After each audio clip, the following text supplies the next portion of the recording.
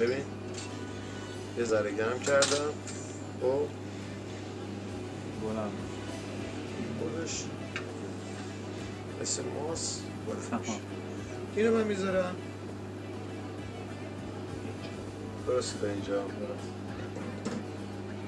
میام با قویه همو گرم میکنم میام این جاها رو اول تعمیرات ایسی رفتم خب این یه دونه ایسی بره تو دست چیز خاصی نداره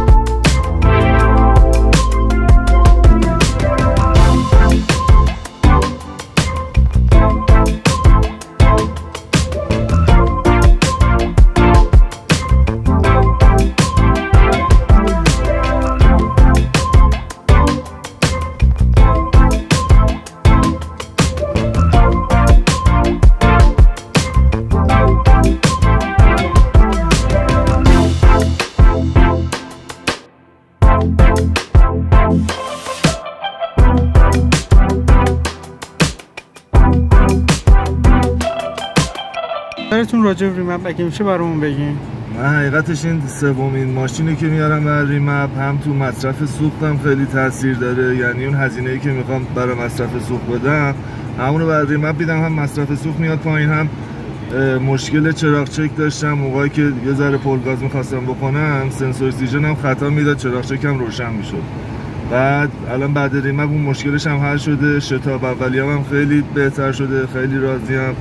مصرف سوختم هم عالی شده. ممنونم از مجموعتون، عالی. آیا ریمپ هم توصیه میکنید واسه دوستان؟ من به همه دوستام توصیه میکنم که حالا هر ماشینی دارن ریمپ کنن، واقعا تاثیر داره. حالا تو هر مجموعه این کار انجام ندن چون این کار حرفه‌ای و دست هر کسی نباید بدن ماشینو. شرکت فنی و هندسی کارپلاس.